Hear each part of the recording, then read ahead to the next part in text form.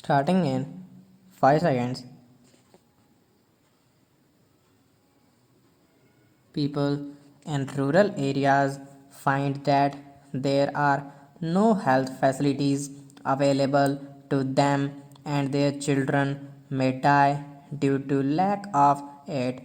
In order to have security both in terms of child survival and old age support, they go for at least 3 or 4 children.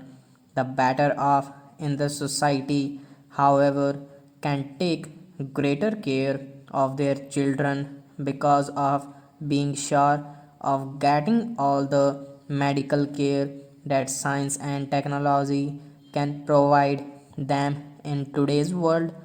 In the name healthcare being the responsibility of the society or the state, we are actually leaving poor rural folks to their own fate. We should not forget that we have given them freedom to live as they like. It is a nation where we have given right to every individual, whether literate or illiterate, poor or rich, that he will not only decide about himself but he will also decide the course of history for all of us.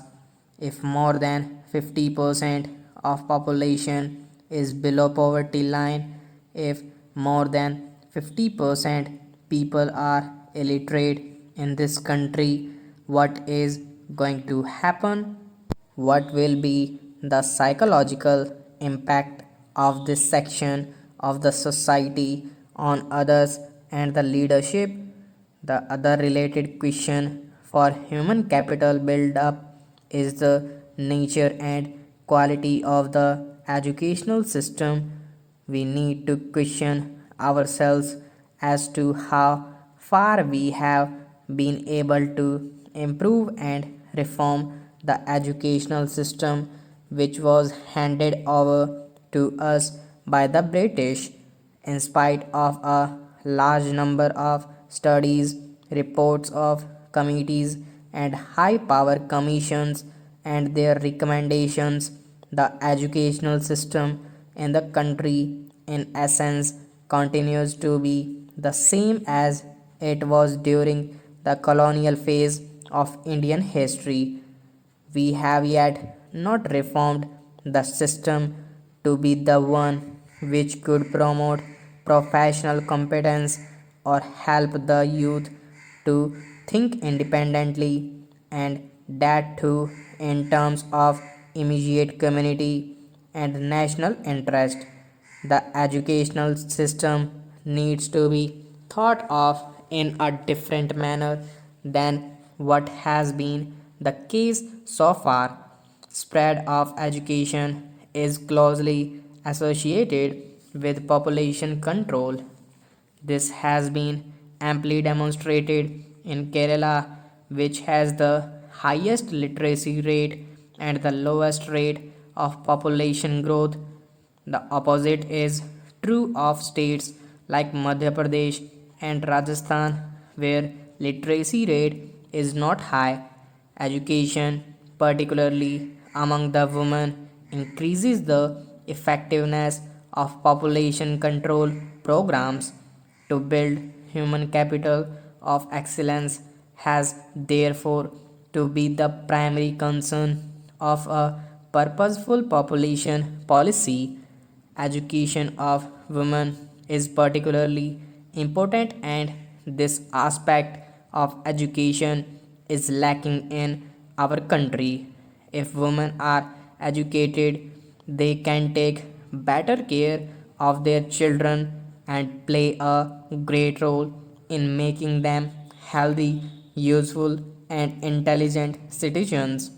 I shall like to emphasize that we should arrange to provide to every child, whether a boy or a girl, a free and compulsory education up to the age of 14 years as an urgent national endeavor as given in the directive principles of the Constitution, providing education and health care to all children means that they grow into a healthy young man or young woman who would expect productivity jobs in order to lead a life of dignity.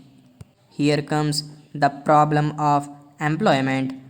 With the advancement of technology and the associated luxury and comfort that people are enjoying in many parts of the world, we are also aspiring to have the same facilities in our lives.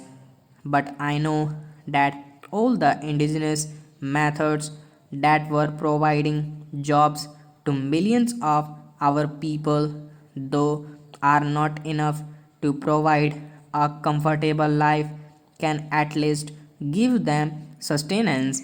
This employment to millions is being threatened by technology, since survival is the basic instinct of human beings. People are not bothered about what will be the future of India or whether they will have the comforts and benefits of technology. They are simply interested in survival. As long as a large section of population is just struggling for survival, we cannot pull out from them the indigenous employment facilities that gave them sustenance. Unless we think afresh about education, employment, and health services in the changing climate, I don't think we shall be able to make a great impact on population front. Our population policy therefore must relate to the question of employment. How best to exploit the human capital remains a critical question. A balance between the need of technological advancement, staff